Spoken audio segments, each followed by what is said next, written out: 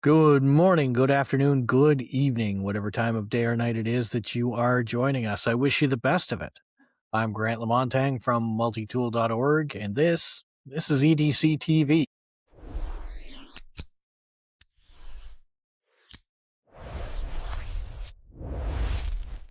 With me tonight is my good buddy Abe Elias from Diving Sparrow Knife Works. How are you, Abe? Good, and how are you this evening? I'm just ducky. And tonight we also have my other good buddy, Inky. How are you doing tonight, Inky? I'm good. So tonight we have a topic, and sure, it's going to be recycled a little bit from last week because we kind of forgot to cover our topic last week once again, but that's half the fun of doing whatever it is that we do. I think we forgot. I think we just blatantly ignored it. Well, I don't know. Did we do it on purpose? I don't even remember. So tonight we are actually going to look at the things that we keep in the EDC bags that we talked about a couple of weeks ago in our big EDC bag episode. But first, as usual, Abe, have you got anything new and exciting in the past week or so that you want to talk to us about? Kind of in keeping with the theme of bags today, I got this little puppy. I don't know if you can see it. It's a tool bag, so it's got dividers in it. It's got parts to carry, like pockets to carry small parts, like, Morettes for the Americans, wire nuts, right? Things like extra screws or whatever. Maybe like if I'm doing a little electrical testing, I could put a small electrical tester in there.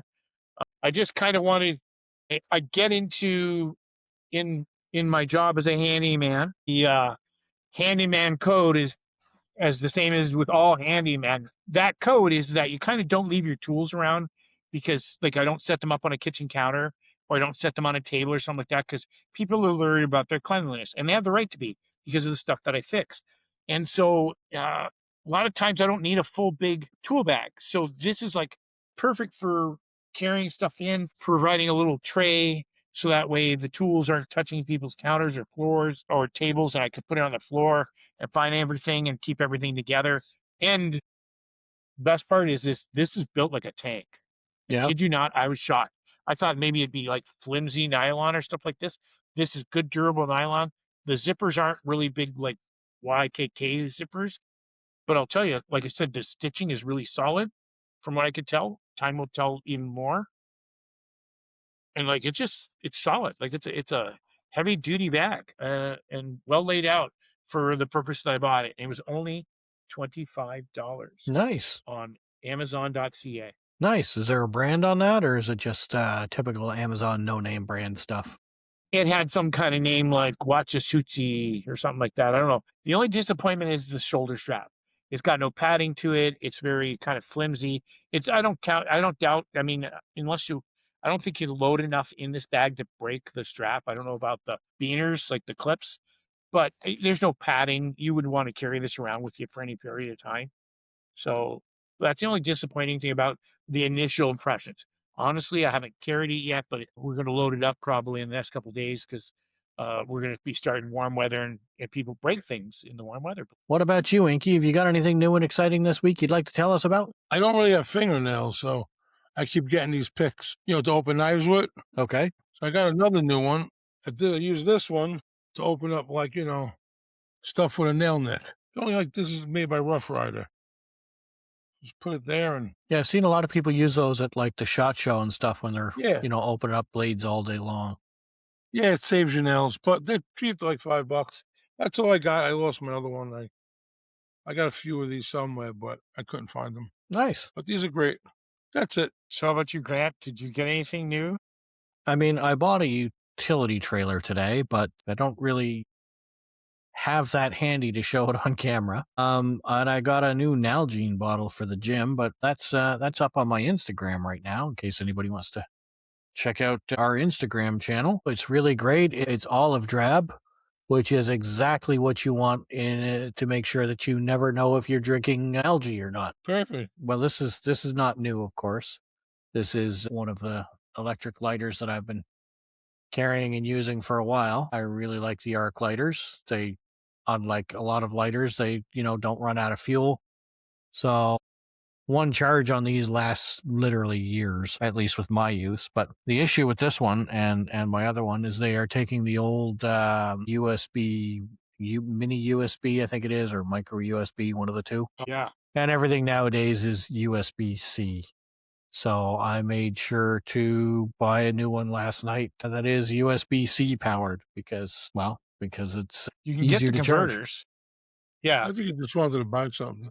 But you can get the converters on them. That too. Because I've noticed that, like, here's the small one that I have. And Mhm. I go into the stores looking for the larger, longer ones. Yes, you can get the converters, but I don't know. I wanted to buy a new toy. Yeah, I know, that's cool. Anyways, yeah, so I use these all the time. I really, really like them. I am not a smoker, but like you often say, Abe, it's important to always have the ability to make fire wherever you go. These little arc lighters are just great for that. I don't recommend sticking your finger in there. No, these work great. You know what? You remember the old Blazer lighters? They're kind of shaped like that, but they were regular gas. Yep. They were the only ones I ever had that were really made well out of all the ones I've had, I find, and this is sort of a major cause of frustration, before I got into these arc lighters, I just had a hard time finding a decent lighter that I liked. I had, carried Zippos, but again, I don't smoke. So every time I go to use it, you know, it's dry. I wouldn't light. I also found that if I carried it in the pocket of my jeans, the fluid as it evaporated really irritated my skin. Yeah, it bothers you. Yeah. So I didn't really like those. Inky, you introduced me to a brand called Calibri, which I really liked for about 2 Sorry. weeks while it worked. Sorry about that. Carapoli. Yeah, I meant to. you told me they were good, Yeah, so I bought one. And I actually had a really good one, and the best of the Zippos, but that's the gas, if you really want to be sure it's going to work. Well, Well, there is really not. there's an insert you can get for the Zippos now. I got one for mine that it Yeah, takes Z-Light. butane. Yeah, They're it called takes the Z-Light. butane.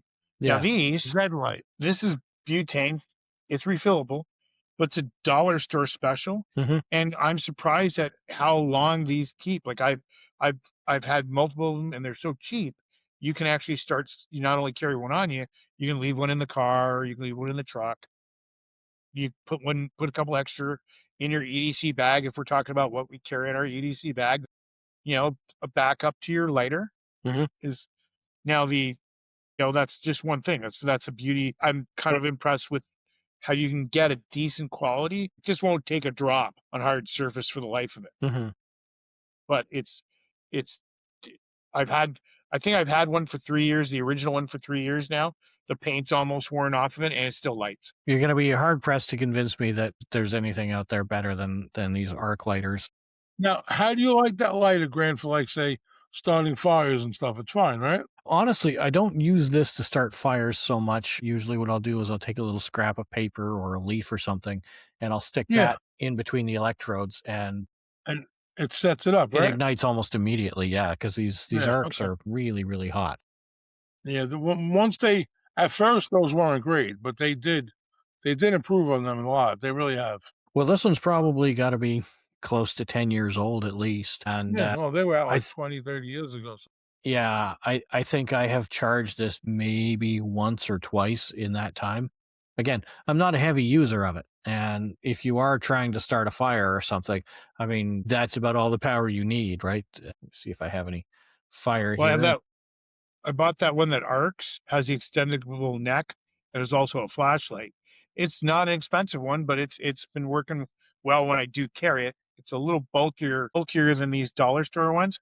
But like I said, these ones are great if you're just looking for an inexpensive one that you could just leave it, forget it, like backup. Nobody wants to spend like a lot of money, even knives or anything, just to have it sit in a bag forever, right? Yeah, So this one works for me that. Now, my fire that's the extinguisher other is thing. right there, and it is fully charged. It is in the green. So here's just a piece of packaging, and you know, Instant. so They're pretty amazing, I or at mean, least the one I have. yeah, you use a lot more power in this by playing with it than you do actually, setting anything on fire. So I like the fact that the one I bought has that extendable neck to it. yeah, Like if you're doing campfires and stuff where you need to get into a tighter area yes. with the flame.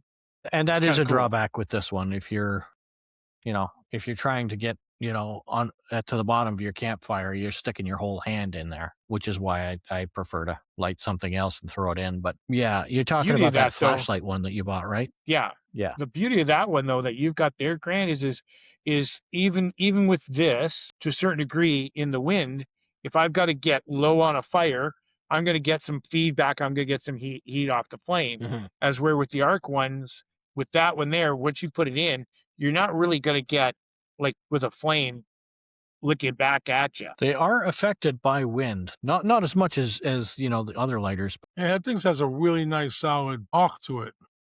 And the X thing is great. The original ones were just one. Yeah, yeah. It was like a single. Those are the ones that failed better. This More. this is just I'll a be back, cheapy guys. one off of eBay, as is the new one that I've got coming. Yeah, it doesn't take much nowadays. No, I feel like the expensive ones that you're going to buy are just the cheapy ones that somebody has bought and put another logo on it and charged extra. But it's A lot of times. pretty solid little case that it's in. I've used this in a lot of places. I don't want to say it's waterproof, but it's reasonably well protected. And yeah, I So mean, you can flip that around like that too? That's doable? what's that? You can flip the insert around and it's okay? Oh yeah, it's just. So that's good for righties and lefties then. I mean, I don't know. I think the button's just in the wrong place there. You're better off to probably just turn it around. But Come on, I'm trying to make things better. yeah, well, I mean, I know the lefty. it works nice. It's nothing special. It was, I don't know. I think this one was about $6, but That's the it. new one I bought was very expensive at $16. So, Paid a lot of money for good lighters back in the day. We really did. oh yeah, My absolutely. Blazer was like at least $40, maybe 50. And I bought that at least, maybe 2010 or before that. It still works great. It really does. With those, there's a little maintenance you got to do to them. Got to let the air out of them and stuff. People don't realize that. Yeah, and I think that might be But what went wrong those are with that great. Calibri that I bought. See, I would never have thought to bought one of those or to buy one of those, I should say. Until now. Now I would get one. Well, I can honestly I'm an say old I've fart. got two like this, and they're fantastic. And the only reason, like I said, I'm thinking about replacing this one is just because the technology changed slightly. What's the new technology like? Really, the only difference is it's gone from this old style mini USB to a USB-C. Okay, yeah, okay. Other than I that, got you. yeah, the technology of the lighter itself, I don't imagine is significantly better. But we'll find out. You saw how quickly it set fire to that. That was beautiful. Yeah, which I didn't know they had that pattern. That was the answer. Because that single arc was not doing it. yeah. I mean, I've had electric lighters in the past. There was one that I had. I can't remember the brand of it, but again, it would charge through a USB port, and when you would throw the switch on it, it had like the little spiral elements that you have on a stove. Horrible. Yeah, it They had clog right up. like a really tiny one, like about that big. Like a glow plug. You put your cigarette on it, clogs Yeah, up. like a glow plug on a diesel. Yeah. Yeah, and yeah, I always wondered about putting that on a cigarette and getting No, shit I've stuck tried to it. that But, one too. so yeah, It's like a weak car cigarette lighter. It's horrible.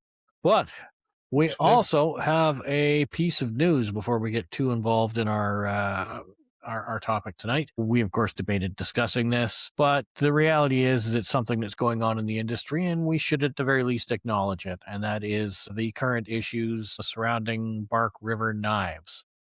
Now, we have actually known Mike Stewart for a great many years through knife forums, and the result is he admitted to using Chinese steel in some of his products that were labeled as, made in the USA. And we can't condone that kind of activity, but then we're also not really involved in it. So we don't have a dog in that fight. So there's not much we're going to have to say about it. You're finding all the information online through all the regular sources. I think that I speak for all of us when I say that we feel bad for everybody who lost their jobs. And regardless of whatever else may or may not have happened, we wish all those people who've lost their livelihoods the best. And and we hope that they manage to find something else soon. It's unfortunate. Again, it's unfortunate for those people that lost their job. Escanaba, where the facility is located at, isn't a big town. They don't have a great number of employees, and actually, the number of people he employed was significant compared to even the largest employer in that town. Once again, people losing their livelihoods is just really unpleasant, no matter how you slice it. Anything to add there, Inky? You know what they say: if you don't have nothing nice to say, don't say it. Anything at all. So Is that how that I'm goes? good. I thought it was if you don't have anything nice to say, start a podcast. I do feel bad for the people that lost their jobs. At least he did have people employed there, Mm-hmm.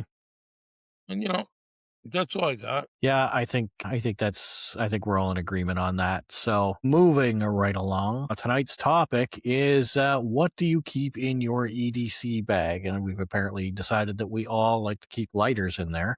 Products to keep ourselves clean, like hygiene products. But I do carry, we talked about handy wipes. Yep. And I do carry things like, not a sanitizer, but something to clean wounds with, either alcohol or peroxide. And that goes along with a very kind of like not a minimalist, but a very tight, small first aid kit. Yep. There's a lot Most of of my really good commercially available first aid kits that are about the size of an Altoids tin, and I have quite a few of those. Not handy, unfortunately, but they're fantastic, and I highly recommend them. And if you're somebody who's trained in first aid, then feel free to get your own Altoids tin and assemble your own kit. So I bought in some smaller nylon cases so I could put a little bit more in because of my experience with first aid. So I've got two sizes that I will carry depending on where I'm going and what I'm doing. But importantly, that I learned, I got used to doing this when I worked at Chrysler, was because you're in a factory. So if you get a headache, have some stuff for headaches. You have a problem, you need Imodium, keep some Imodium. So it doesn't hurt to keep a small. That's not even that. You can say it's first aid kit related, but it's more like keeping your life comfortable stuff in your in your bag. When we travel, we have what we call the personal care kit, and it's got things like Tylenol, Advil, Imodium, Tums, that kind of thing in it, because you just never know. As a young guy, the pocket knife and a lighter was always there. But I think the influence of having worked at Chrysler for so long with carrying bandages and some pills and other backup stuff that started the actual venturing into EDC. How about you, Inky? Well, What? what do you like in first aid kits, Inky? Actually, I'm just making another one. Well, I'm not making a first aid kit. I'm making a new bag/first aid kit. Like I got a beefy or whatever it's called, the big pocket organizer that won't fit in your pocket. Right. Supposed to have a gun on one side, but I'm eliminating that. And I just keep I keep itchy cream now.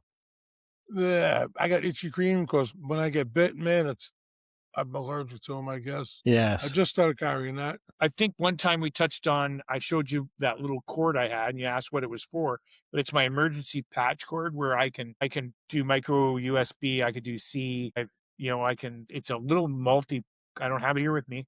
It's on the outside of the table. I don't want to make a noise to get it, but I tend nowadays, something that's changed over the years for sure that I never carried before was stuff to maintenance my electronics, basically power banks and core patch cords, the adapters, just in case I run into something where I need an adapter. Right.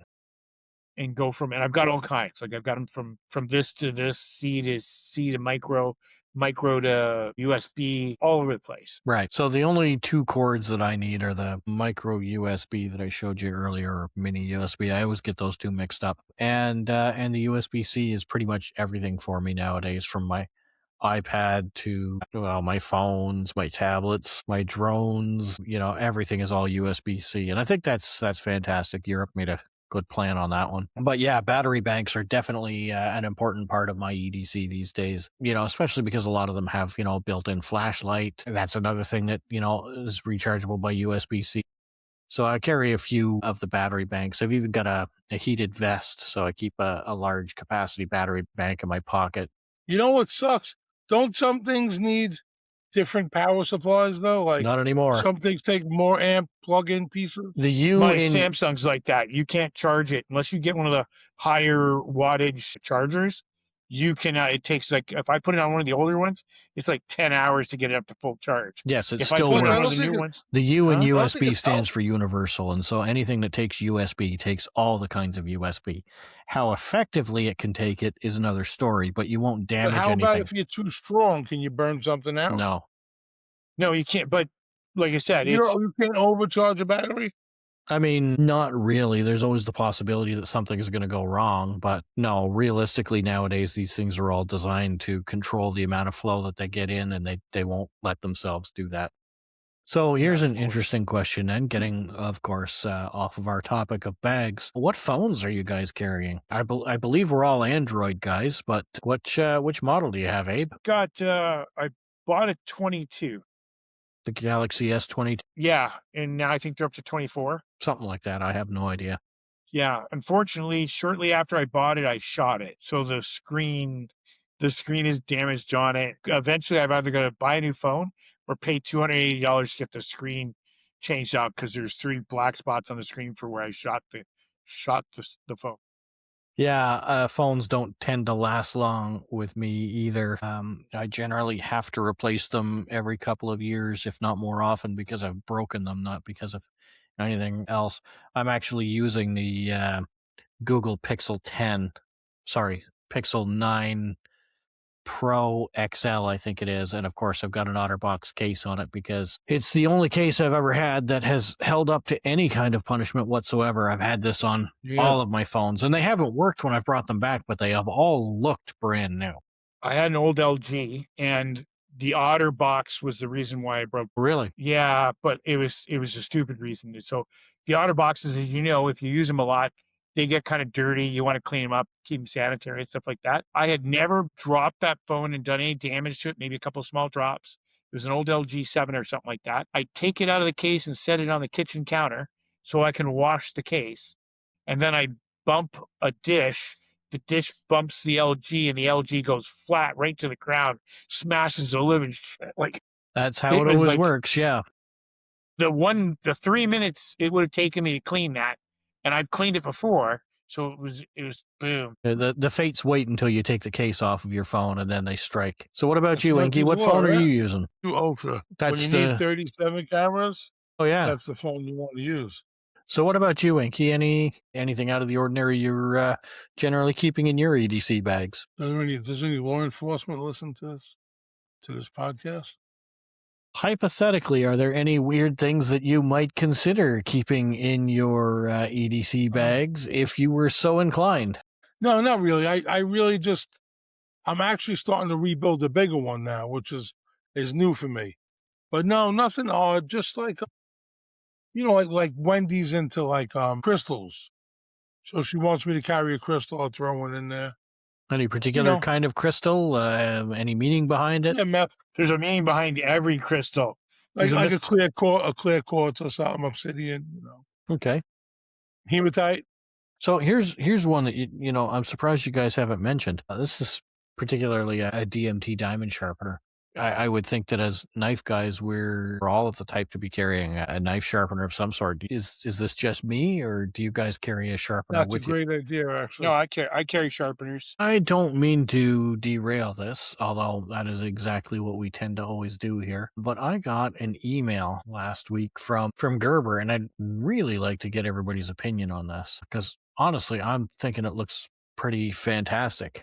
I really like that. Yeah, Now, I wouldn't be crazy. I've talked about it. I'm not crazy about the bowls and the dishes. What we are looking at is the Gerber Complete Compact Cook Set, which you can find on the Gerber website at gerbergear.com. What it is it's basically an entire cook set for camp: a pot, pan. There appears to be a silicone trivet, some bowls, pot lifter, lid, and it all comes in a handy little bag. Now, I'm going to assume, Abe, that you've got more than a few of these types of sets as I do. Yeah, I've got a lot of MSR stuff. Yeah. They were really big when I was doing camping. So this has, like you said, the bag, it's got pots to it. The one thing I found experience-wise, over my time of camping and stuff like that. You don't want things like bowls and plates that aren't insulated, because if you start putting hot food in them, it's hard to hold them. More so the bowls, because that's like if you've gone camping and haven't had a package of soup for a meal, you haven't gone camping. I found That's a that out common with the, I had some MSR stainless steel plates and bowls, and they were fantastic. I really liked them right up until I put, I don't know, probably one of those Mountain House boil in the bag type freeze-dried meals in one, and then you're trying to hold it, and you've just made it with boiling water, so yeah, it gets very hot. Yeah, that's why I never miss the opportunity to restock up on wooden bowls, and wooden bowls are great to hold hot soup in. But long story short, they're kind of neat too. I like the idea. They're smart. They've got different colored plates, so everybody knows whose plate is whose when they're eating. Yeah. No, I'm liking the look of this. I've got a few kits, some name brands, some not so much, and they're all nesting pots and pans. And I really like them for, taking with me on kayaking trips or, when camping, that kind of thing. But I find a lot of them, the handles, they're kind of flimsy. So I generally prefer a set with a pot lifter, because at least then I know it's, the little clamp thing that you grab onto the side of the pot. Yeah, this one has one. Yes. Go up Yes, again. this one does. Yeah, it's right there. And that's It's what a I was traditional saying. style. I do like that about this. Although I don't know if that's so much a pot lifter as just the detachable handle for the pan.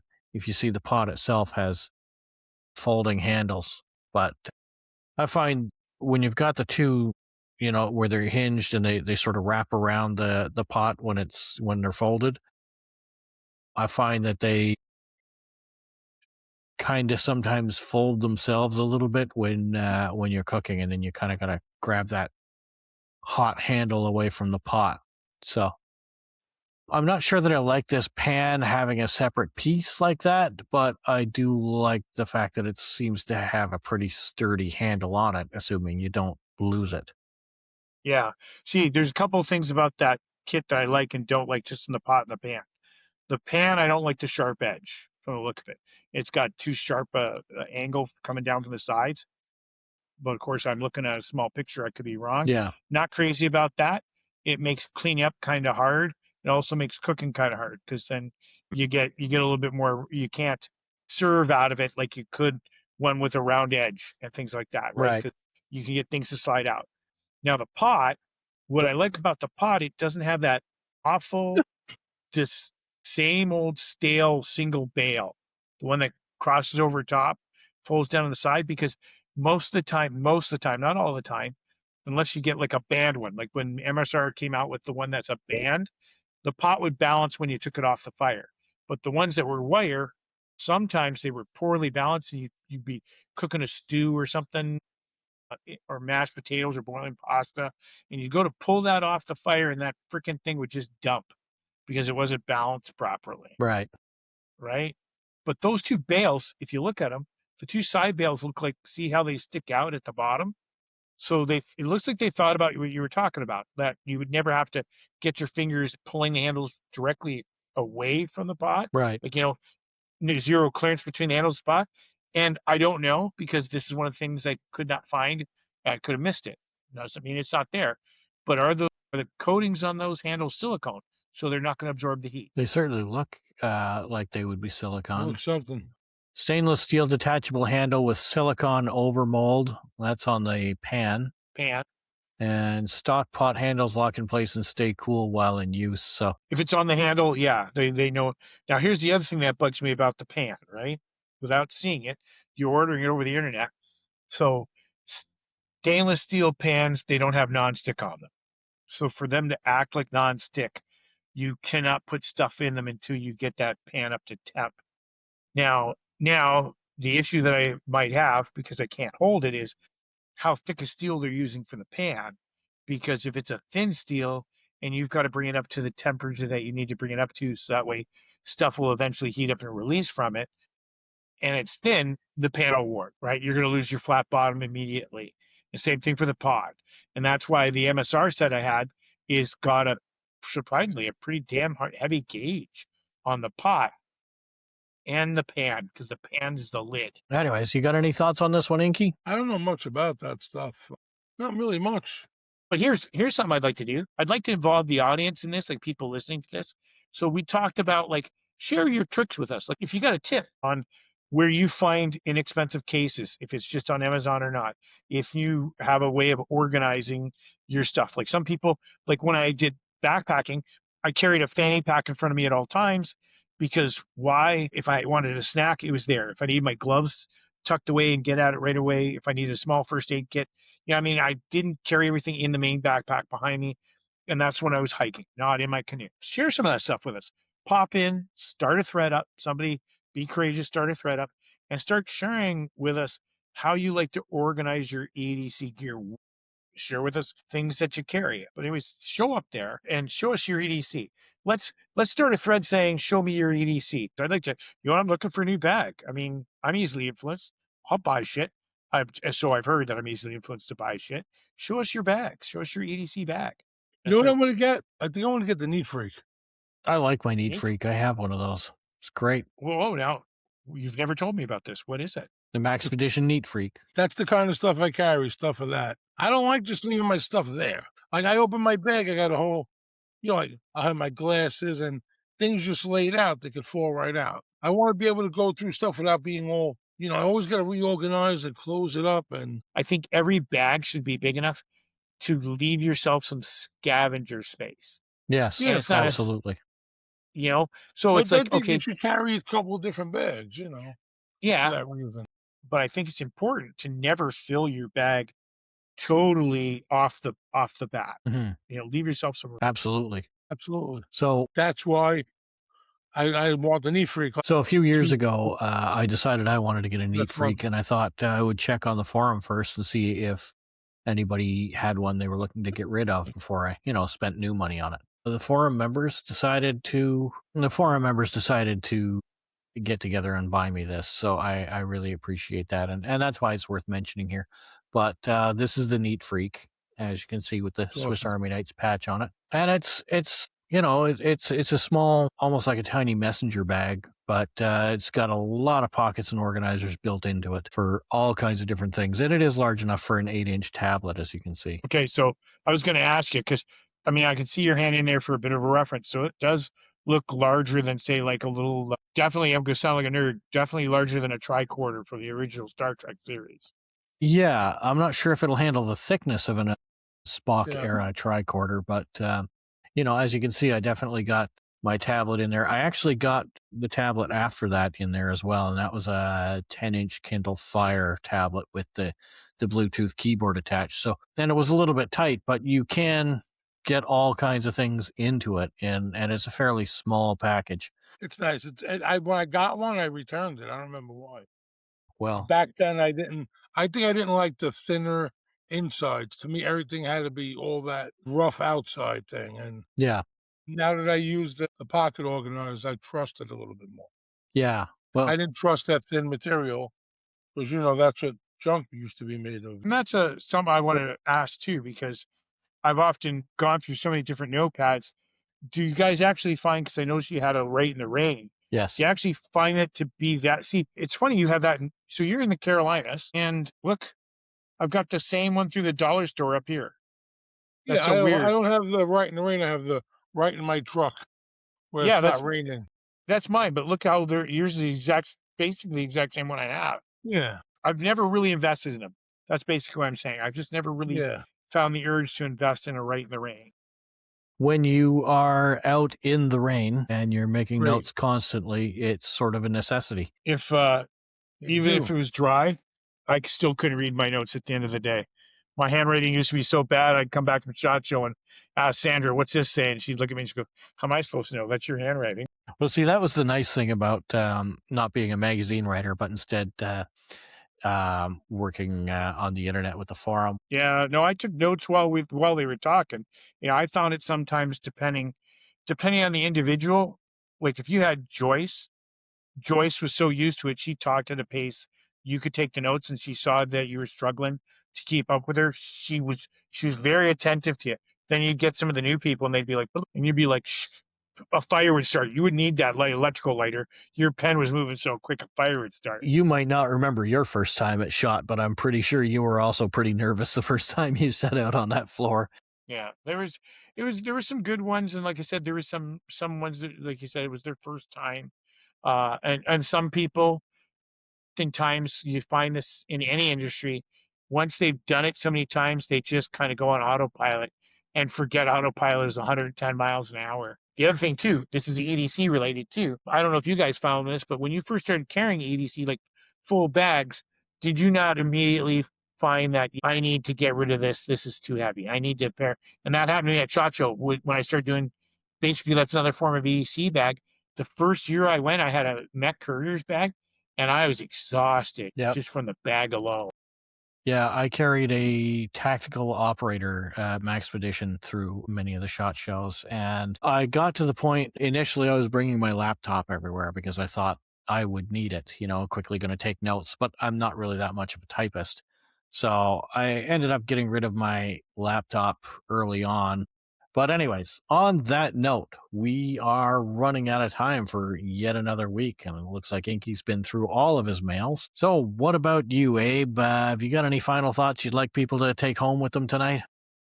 Just to repeat, go to the forum and let's I'd love to see. I think a lot of people, I mean, that's a big thing on a lot of the social media, people showing their gear off. Show us your gear off. Let's see if you got some ideas that we're missing. Because I'm trying to, I was going to say too, really quick, when I was a knife maker, I could not get over how many people, I still am, but I'm not active right now. I could not get how many people didn't want to communicate by email. They wanted to talk to you. And so when you kind of become a personality, people want to interact with you. It makes them feel like there's something. I just, definitely just be, I guess, program compliant. Like if you're going to do EDC, try and remember to carry your EDC and be reasonable about it. Yeah, that's definitely a good choice. And what about you, Inky? Have you got any final thoughts you'd like people to take away from this? Yeah, I think all kidding aside, should check the forum out. It's pretty awesome. Very friendly, very awesome. And the whole people from all over the whole world are there. It's very cool. No, I can't argue with that. But then, as the guy who's been running that for almost 20 years there, I guess I might be a little bit biased. So while you're at it, definitely come and visit us at forum.multitool.org. It's that site makes this podcast possible. So if you enjoy what you're seeing here, you're going to love the stuff over there. Also, Can I apologize? Yeah, go for it. What have you got? I apologize for Abe's mustache. For whatever it might have been saying, because I know it's been cursing at me all night. He just looks like he's going to jump into a big green pipe there and go and save the princess. It does look good, though. I like it.